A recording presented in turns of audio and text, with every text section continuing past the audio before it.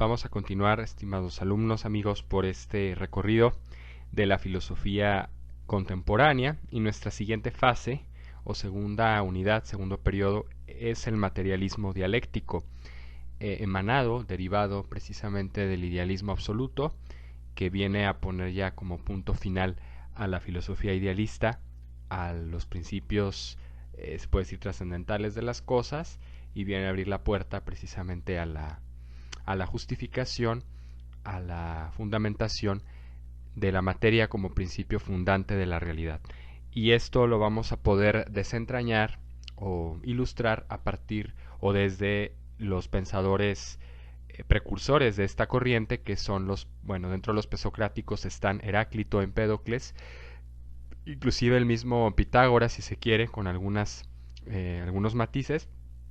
Y ya en la era moderna hablaremos de otro filósofo que precede, digamos, a Carlos Marx o a Friedrich Engels, que es Thomas Hobbes. Haremos algunas lecturas en relación a esto para tratar de concentrar, de tener como toda la línea, el hilo conductor del idealismo, del salto al materialismo, ¿no? Cómo se va plasmando a lo largo del tiempo hasta el periodo ya en que se consolida en la filosofía, en los presupuestos de Karl Marx. Tenemos aquí que, hay un salto del idealismo al materialismo, se puede decir un salto cualitativo, bastante fuerte, bastante agresivo, pero que, como ya veníamos advirtiendo tanto en estas presentaciones como en la clase ya directa por Zoom o ya presencial, veíamos que tiene una continuidad, tiene una aplicación, ¿no? La misma manera dialéctica en que Hegel justifica, ¿no? Finalmente el principio fundamental, que es el espíritu absoluto, la fenomenología de este espíritu que se va determinando, o si se quiere el primer motor, ¿no?, que defendía en sus causas, en su teoría de la causalidad o en la física Aristóteles. Ese primer motor viene a ser ya no inmóvil como lo atribuía Aristóteles, ¿no?, sino móvil, que diviene, que cambia constantemente. Y esto va a abrir la puerta precisamente a que Carlos Marx advierta que no se trata de un espíritu, de una inteligencia, de un us, yo, uno y demás, como los idealistas, sino volver a tomar el presupuesto materialista desde, no les mencioné Leucipo, Demócrito, Heráclito y varios de esta escuela pitagórica, así como Thomas Hobbes y demás, que tendrán como cometido trazar una nueva visión de los principios de las cosas, de la filosofía, en la materia pura y concreta. Entonces tendremos aquí que del principio dialéctico hegeliano, de la contradicción, ¿no?, de la tesis, antítesis, síntesis, para que se dé precisamente una expresión, una comprensión y una determinación en ese espíritu absoluto, ese que diríamos, entre comillas, ya les decía, podemos usar el término aristotélico motor, pero ya no sería motor inmóvil, sino móvil, motor de todas las cosas, pero que va diviene, que va transformándose, que va determinándose hasta lograr una evolución. Pues esto va a pasar ya en el plano materialista con Carlos Marx, y va a suponer lo que dice ahí, está expresado, la cancelación del valor total del individuo, ¿sí?, del valor en sí mismo del individuo como fin, lo que sostiene, ya lo habíamos mencionado, el principio personalista de Immanuel Kant en su Ética. Este valor queda cancelado en aras o en virtud o en función de un absoluto colectivo. O sea, hay que entender que la historia humana, como la maneja Marx, ¿no?, que va a ser también fundamental para explicar los procesos, ya no en cómo diviene, cómo se va fraguando, determinando el espíritu, ¿no?, la inteligencia, sino la materia, que va a ser lo fundamental. Va a ser la raza humana, podemos decir, la materia humana o la especie, ¿no?, entendida como un absoluto. Ya no vamos a estar hablando aquí, no vamos a estar presuponiendo que Marx entienda el hombre como un individuo, ¿no? Que tenga valor en sí mismo, sino como un colectivo, como una especie, les decía, como una raza. Por eso aquí en la expresión que tenemos en esta viñeta, en esta ilustración, dice, toda la historia de la sociedad humana, ¿no? Fíjense, no habla del hombre, entendido en un sentido como abstracto, universal, sino la sociedad, o sea, ya está entendiendo eh, o nos está permitiendo avisorar que se trata de un sentido colectivista, masivo del hombre, que el hombre, pues sí, decía Aristóteles también, eso es un son politicón, un animal social, como parte de su naturaleza. Una de sus características fundamentales es el ser sociable, relacional, pero esto no lo reduce, ¿no?, a perder su individualidad. Pero en Marx vemos que no, esto va a ser algo ya dado como fundamental en el hombre, una especie, una raza, un colectivo, ¿no? Entonces la sociedad humana, que es el hombre, lo que vale para Marx, hasta el día de hoy es una historia de lucha de clases, ¿no? Esta será su principal tesis, lo que él va a defender tanto en el Capital, su principal obra, como también en el Manifiesto Comunista, ya para plantear, ¿no?, soluciones, salidas, formas de revolución, que después acuñará la ideología comunista. Para nosotros, dice, no se trata precisamente de transformar la propiedad privada, sino de abolirla. Se alcanza a apreciar ahí en la viñeta este planteamiento de su tesis, ¿no? Entonces, entender como punto de partida que el salto aquí que sea del idealismo al materialismo es no ya el principio de la inteligencia, ¿no?, en todas esos matices, esas manifestaciones que le dieron los idealistas Fichte, Schelling, Hegel, sino ya es la materia como tal. La materia, que es un principio dinámico, dinamizante de toda la realidad, y que es a lo que se reduce todo, o en lo que estriba, consiste el primer principio. Y el individuo ya perderá cada vez más peso. Ya desde el idealismo absoluto vemos que se convierte en un simple modo, en una manera de determinarse el espíritu, pero que se vuelve como instrumento, ¿no?, posesión de, y no un ente, no un ser que tiene valor original propio y sustancial en sí mismo, sino solo en función de un devenir, de un cambio. Y en Marx, pues esto se radicalizará, porque ya no solo será un modo, sino será fundamentalmente un modo material, que es la sociedad humana, el hombre como entendido como masa o colectivo, ¿no?, como clase. Y la dialéctica aquí que maneja Marx es la misma que Hegel, un poquito ya diverge, discrepa de lo que proponía el mismo Pitágoras en su pensamiento dialéctico, que era la lucha de contrarios, ¿no? Las unidades de medida en todas las cosas, la estructura de las cosas está definida por la contraposición, ¿no?, de contrarios. Y sin embargo acá será una cuestión que abarca a una sociedad, a una clase, a un estamento a lo largo del tiempo. Lo irá esquematizando Carlos Marx.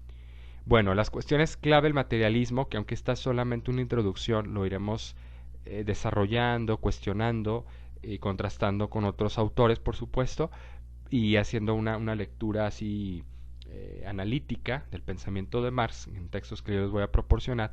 Aquí se trata primero de entender las claves de lectura, los conceptos básicos que tenemos que tomar en cuenta para poder adentrarnos en el conocimiento certero del materialismo, poder advertir hasta cierto punto los aciertos, pero también los graves y muy graves errores que ha supuesto esta filosofía, esta visión, pues sí, filosófica materialista, si se quiere acuñar de esta manera. Bueno, iremos adoptando algunos aspectos. Aquí dice, surge en el apogeo de la revolución industrial, pleno siglo XIX, ¿no?, que da como resultado o se va expresando en las condiciones de explotación y abuso. Esto vendría a ser como una tipo causa material que debemos siempre tomar en cuenta para nuestro análisis de todo lo que sea los textos, la visión de los materialistas, ¿no?, y sobre todo de otros textos que veremos también ya en relación con la literatura, el pensamiento realista de la época, en la que viene a converger esta corriente. Entonces sería como causa material, pero también de cierta manera ejemplar, lo que va a estar detrás como motivo, como razón fundamental para la expresión, la justificación de esta teoría materialista con tintes filosóficos, vamos a decir, ¿no? Este materialismo dialéctico, que es el término que mejor expresa o mejor plasma el dinamismo de la, de la materia como principio fundamental de todo. Entonces va a hacer surgir de manera ya patente este pensamiento en ese contexto de la revolución industrial. Les digo, contexto, causa material, aspectos clave que hay que tomar en cuenta, ¿no? De explotación y abuso como condiciones, ¿no? Que permiten esta reflexión y esta fundamentación sistemática del materialismo, que luego veremos cómo Marx lo va destacando o lo va ilustrando a lo largo de la historia, ejemplos que va a poner a lo largo de la historia, diferentes procesos económicos, políticos, sociales, que hablan de los conceptos que voy a manejar a continuación. Y esto ya será la manera en como nosotros veamos de una manera, ya repetí manera, perdón, de un modo más patente, más concreto lo que Hegel trataba de expresar en su visión idealista, ¿no? De un espíritu que diviene en las cosas, que se da, se pone a sí mismo en las cosas, se contrapone a sí mismo para poderse determinar, pues ahora será la materia como tal, ¿no? Cambia el aspecto, cambia el fondo, pero la forma, si lo quieren ver así, persiste, ¿no? Por eso les decía que la estructura dialéctica hegeliana es como el esqueleto, apréndanse o no apréndanse, ténganlo como muy presente, esta clave o este tip, el esqueleto del idealismo del materialismo dialéctico. Principio fundamental para Marx es la materia en movimiento, algo que ya veremos contrastante de alguna manera con sus claras semejanzas pero también diferencias en el pensamiento de los pitagóricos, principalmente ya les decía Leucipo, Demócrito, Heráclito, un poco Empédocles y en sí mismo el mismo Pitágoras. Materia en movimiento entonces viene a ser la tesis, así como para Hegel era el espíritu, ¿no? Abstracto, absoluto, pero que no es el todo absoluto, o sea, sino que está de una manera indefinido, indeterminado, ¿no? Está detrás de todo, subyace, soporta todo lo que se va dando, pero es el mismo espíritu el que tiene que entrar en un devenir, en una dialéctica, una contraposición de contrarios, ¿no? De lo que es el no yo, la divergencia, la disonancia en Schelling, el no yo en Fichte, y la materia, se puede decir, en contraposición con el espíritu, lo que defiende Hegel. Estoy igual retomando, haciendo como un recuento de todos los presupuestos anteriores para ver de qué manera el idealismo nos preparó o va permitiendo el desarrollo de esta nueva filosofía. Entonces, materia en movimiento será la tesis, ¿no? Acuérdense que tesis es principio fundante, una cuestión de entrada, un axioma, un principio, una realidad, una verdad de entrada, ¿sí?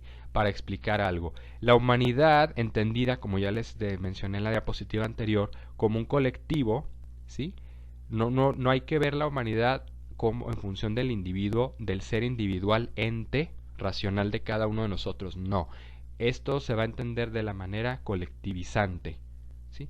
Enténdanlo como la concepción que tiene Marx del hombre es en función de la especie, de la sociedad, de la masa, del grueso, ¿sí? Esta viene siendo, ya en palabras que va a justificar Marx, va a justificar Engels también, es el sujeto inmanente. Inmanente quiere decir que se comprende a sí mismo, que se busca a sí mismo, que de alguna manera interioriza las cosas. Si volvemos a mencionar el esquema del cognitivo, del proceso gnoseológico, del conocimiento humano que retomábamos, ilustrábamos con respecto a la visión de Kant, si se acuerdan, las fases del conocimiento que vienen desde el planteamiento aristotélico, pues vendría a ser la inmanencia del proceso de la percepción interna, ¿no? Como del buscar que las cosas, que las realidades, desde las materiales, sensoriales, me permitan obtener utilidades, significados, una comprensión fundamental para poder ordenarlas en mi vida, ordenarme de acuerdo a ellas y pues que tenga sentido, ¿no? La vida. Entonces es el sujeto que le da como orden a las cosas, ¿no? Que las interioriza, pero en medio del devenir material y a lo largo de la historia, ¿sí? Todo ha sido un ciclo continuo, una serie de procesos de movimiento, Si se fijan, es exactamente la tesis, podríamos casi sostener, de Heráclito, pero ahora revestida de otra manera, como con otras expresiones, otros términos para poderla actualizar, para poderla hacer pues justificable, suficiente a los nuevos paradigmas, a los nuevos retos que, como ya decía arriba, nos va enfrentando o va enfrentando al hombre de la época de Marx con la revolución industrial. Entonces esto viene a ser la tesis, ¿no? La humanidad viene a ser ese sujeto que mejor entiende, que mejor conoce la materia en cuanto realidad de principio fundamental, ¿sí? Y el devenir material a lo largo de la historia. O sea, es aquel momento, como decía, aquel modo, como en la dialéctica de Hegel, ¿no? Hablando del espíritu, en que se da el espíritu, pues ahora ya no es el espíritu, es la materia, ¿sí? Cambiamos, les digo, la estructura, el recipiente, nada más queda el mismo contenido, pero no sé si es el mismo fondo dialéctico, o más bien la misma, no, es diferente fondo, porque ya no es espíritu, es materia, pero el recipiente, la estructura es igual. Luego tenemos la siguiente fase, que es alienación del hombre. Está entendida en el concepto antítesis, que es lo contrario a la tesis, lo que se contrapone a un principio dado, lo que lo viene a cuestionar, en términos lógicos también, a objetar, a contraponer, ¿no? Viene a inferir diferencias y aspectos relativos y demás, es a través del sistema de producción capitalista. Para Marx la alienación es la perfecta antítesis o la mejor expresión de la antítesis, así como la entendía Hegel, la contraposición, en el hombre, en esta humanidad entendida, hombre entendido como colectivo. Y la alienación, que viene siendo alienus en latín, ¿no? Parecido al término alter, es volverse otro, es desconocerse a sí mismo como sujeto y estar a merced de los intereses de otro. Y aquí no se entiende solo en función de los individuos, les digo, sino en función de clases, en función de grupos, gremios, sociedades, estamentos que todavía en esa época estaban muy marcados, aunque ya había pasado, había sucedido la Revolución Francesa, los cambios políticos que suscitó, pero desde luego todavía se veía muy marcada la diferencia en las clases sociales. La burguesía no había dejado de tener poder, ¿no?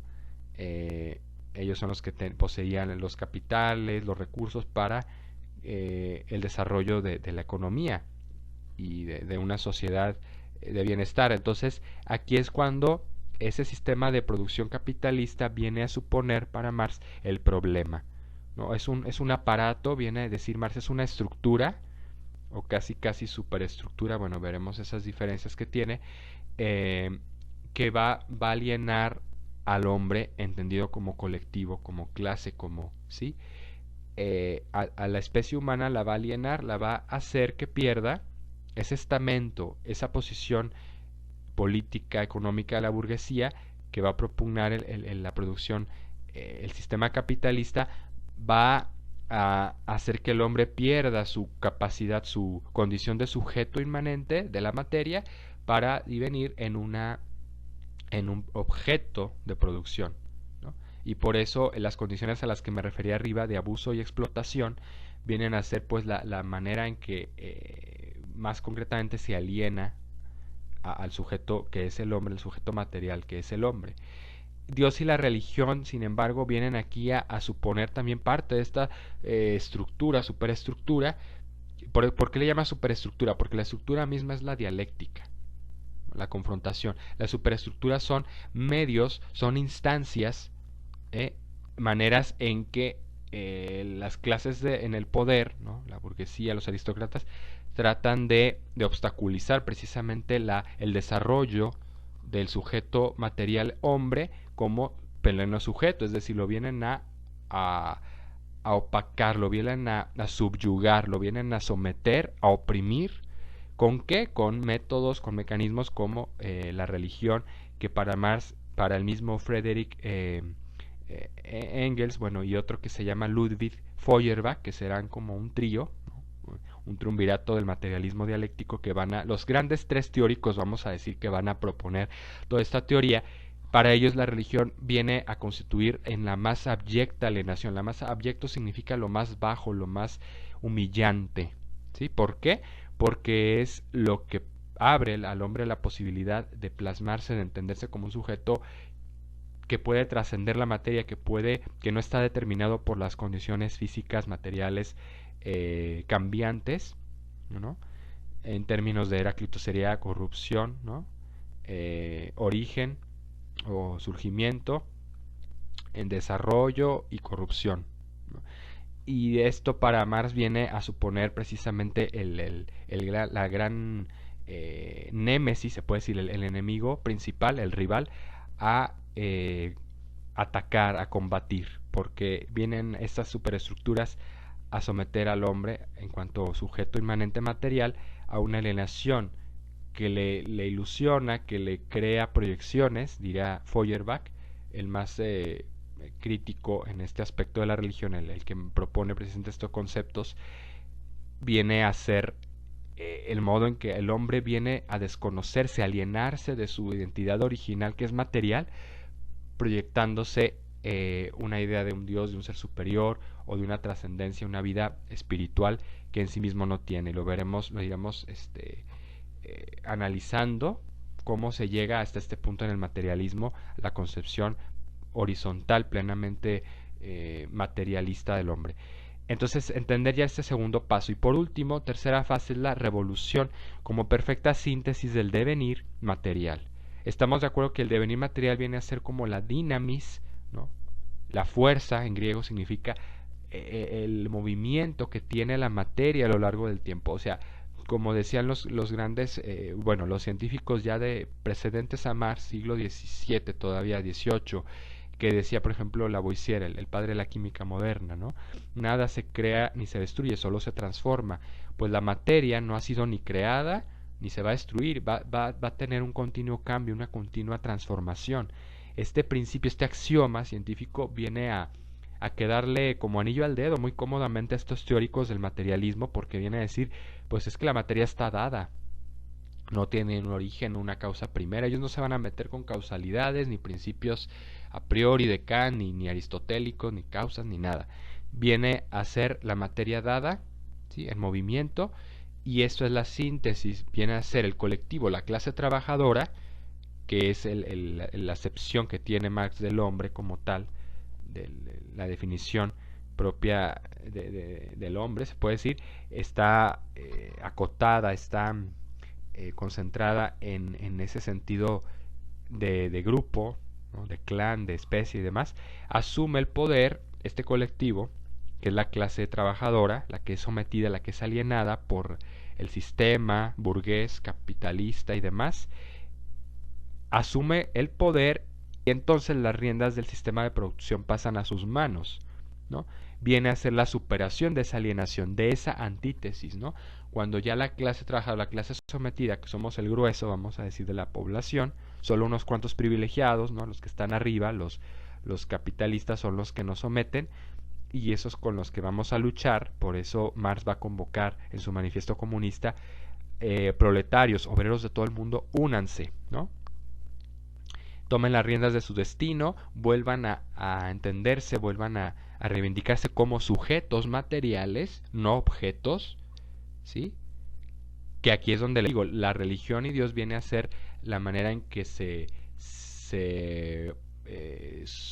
subyuga, ¿sí?, o se trastoca esa condición del hombre sujeto material, plenamente autónomo en su dinamismo material, de lo que es la condición de objeto, porque viene a parecer que eso nos aliena, nos distrae, nos ofusca, nos ilusiona con otras cosas, pero no con otro tipo de realidades que no son materiales, y eso no es algo palpable, no es tangible, no se puede verificar, y por tanto trasciende a la materia y escapa a la materia, y por eso se convierte en una alienación, en una antítesis. Ya que supera precisamente eso la clase trabajadora, esto lleva a la constitución de un nuevo statu quo, ¿no?, que es una nueva manera, también va a convertirse después a lo largo del tiempo, ya cuando el materialismo se vaya, valga la redundancia, materializando, ¿no?, se vaya constituyendo, pasando de ideología, filosofía económica a tomar formas, manifestaciones ya ideológicas políticamente hablando, es decir, ya en los gobiernos, en las asociaciones, en los sindicatos, en las instancias, va a empezar a plasmarse, va a empezar a forjarse este comunismo. Sí, ya será como el nuevo statu quo. Statu quo de latín quiere decir la condición, vamos a decir, la circunstancia de estado en que se dan las cosas, en que se desarrolla algo, un fenómeno, lo que sea. Es el estado de las cosas, ¿no? La realidad, vamos a decir, de una sociedad, de una economía, de una política. Es decir, tiene que trascender a una revolución. La síntesis para Marx va a ser la revolución. Momento, como está diciendo aquí, en que la clase trabajadora sometida, esa porción del hombre colectivo va a tomar, se va a rescatar, se va a rebelar contra ese sistema opresivo capitalista de la antítesis, ¿no? Que lo aliena, que lo despoja de su condición de sujeto y se va a autoerigir otra vez en pleno sujeto. Pero luego, ¿qué va a pasar? Vamos a ver y a analizar ya las circunstancias más adentradas en el siglo XX, que este capitalismo, este comunismo, perdón, al tomar plena forma ya de Estado, de sistema político, económico y social con la Unión Soviética, con el comunismo ruso y los satélites que tuvo después Rusia comunistas en otros países, va a suponer precisamente un choque o una contradicción o incongruencia interna. La teoría de Marx con respecto a cómo se hacen las cosas, la práctica, la praxis. ¿Por qué?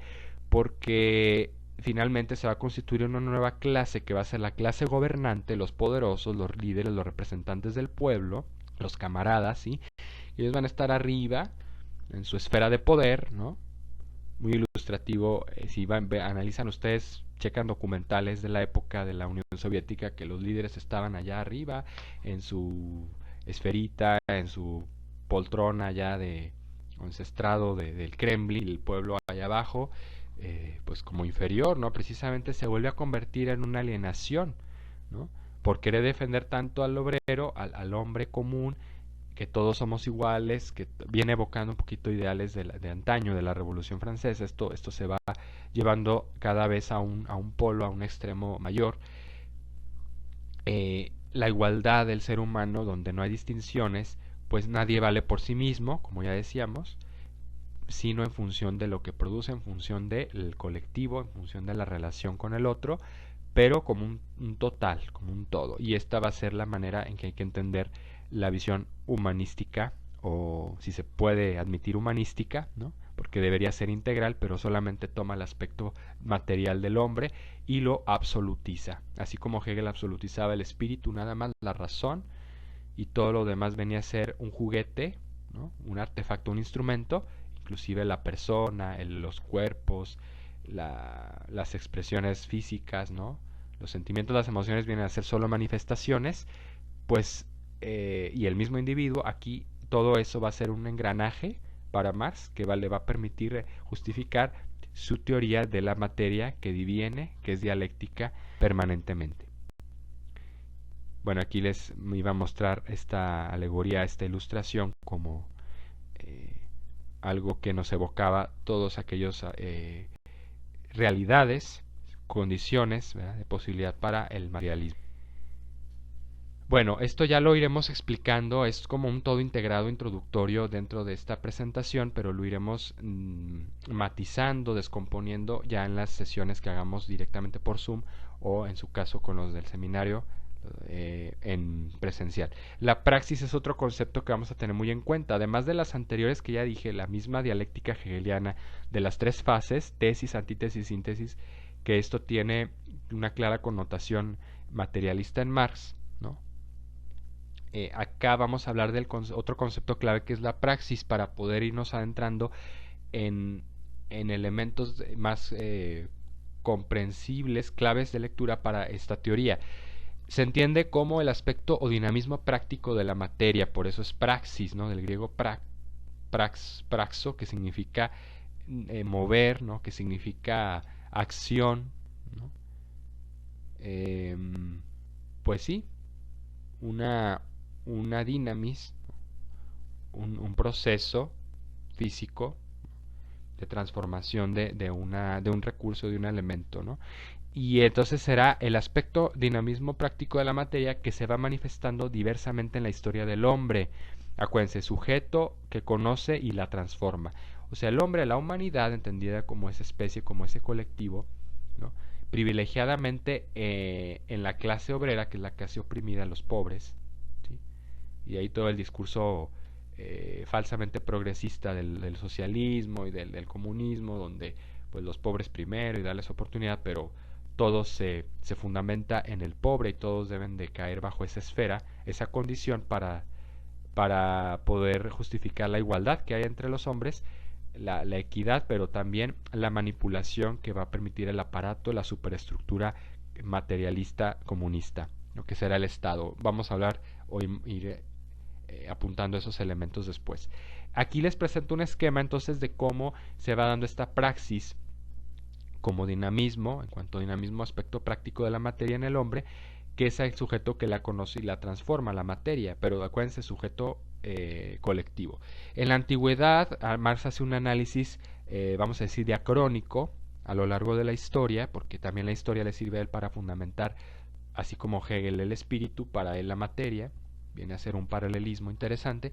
La antigüedad se daba pues el principal modo, praxis, que está resaltado remarcado en negritas, si se fijan, es el comercio o trueque como dinamismo material de aquella época. O sea, van siendo ciclos de la materia que va pasando por fases, por maneras, caminos de autodeterminación o de determinación, pero regido por el hombre.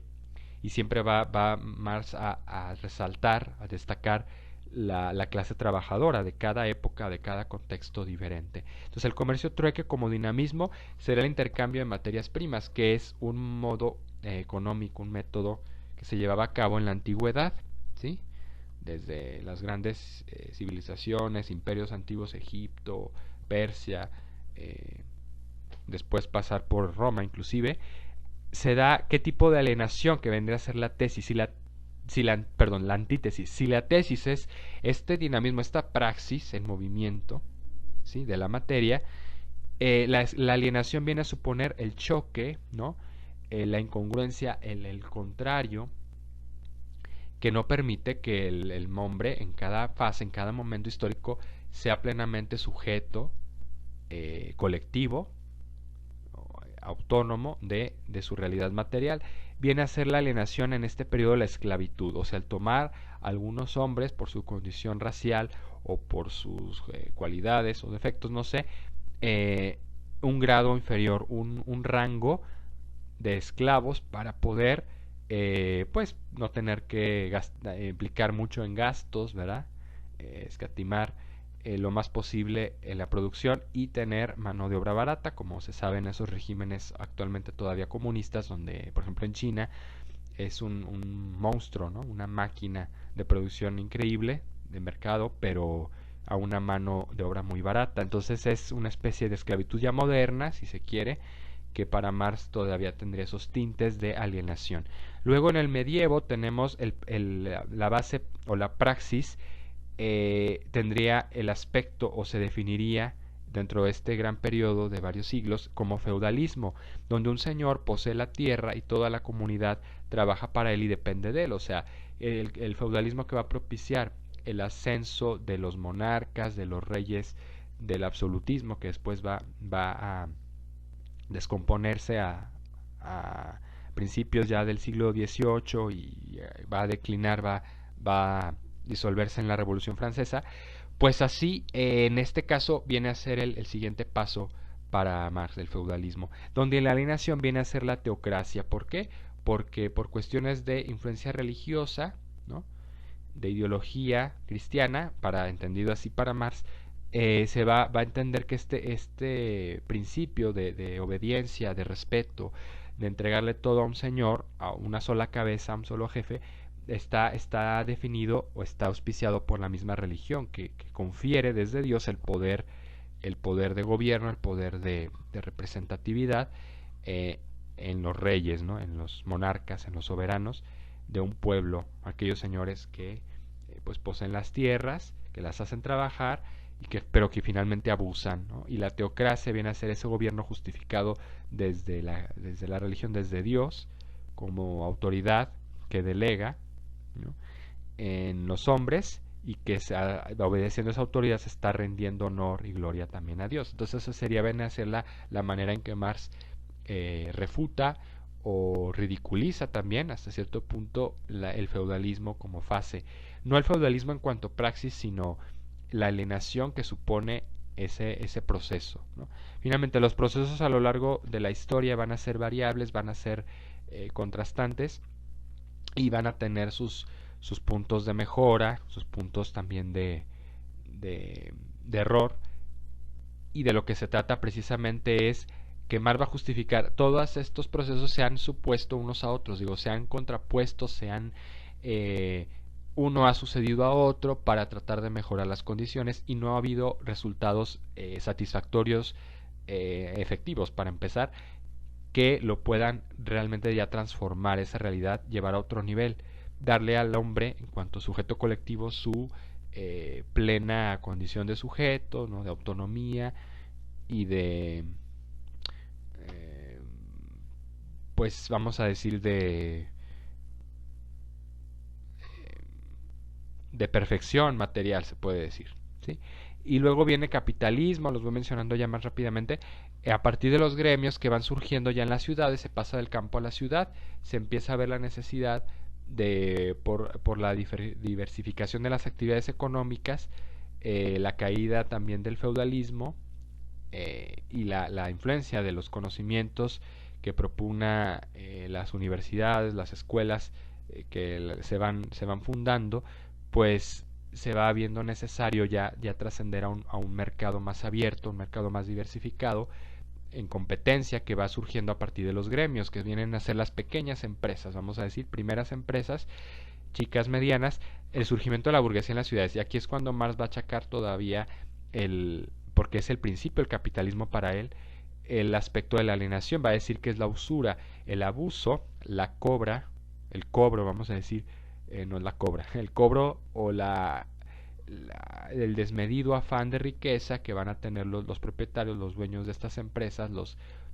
más acaudalados, para cobrar intereses, para mantener a los que trabajan, a sus supeditados, pues bien agarrados, vamos a decir, ¿no?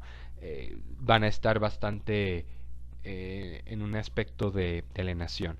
Luego la contemporaneidad, ya se da la revolución industrial, por la cual la clase trabajadora debe pasar de simple medio en el complejo engranaje de la producción, ya les decía, de medio, de objeto de producción, donde el trabajador no se le considera es explotado, es alienado, es subyugado, oprimido, está como un medio, está detenido, ahora debe ser plenamente sujeto, y la sociedad se debe organizar, la clase obrera, la clase trabajadora, los proletarios, para tomar el control en calidades, como dice ahí remarcado, de sujeto de su trabajo y del sistema. Entonces esta es la perfecta síntesis, el momento clave en la historia en el que precisamente vive Marx, el apogeo de esta revolución, cuando se debe superar toda forma de explotación. Las maneras anteriores de alienación vienen a ser pues de alguna manera lo mismo, ¿no?, en grados, con sus matices, maneras de explotación, de no dejar que el hombre colectivo, sea la clase trabajadora, sea dueña, artífice de su propio destino material, como sujeto material, y sea oprimida. Entonces es lo que va a revolucionar Marx. Por eso el momento clave de la praxis, volvemos al concepto del cual deriva toda esta exposición, como el aspecto dinamismo práctico de la materia, se va a manifestar ya en calidad de síntesis, trascendido o comprendidas estas alienaciones, estas antítesis que producen los sistemas económicos materialistas, pues va a ser la manera en que en la revolución se va a plasmar esa perfecta esa evolución, vamos a decir, ¿no?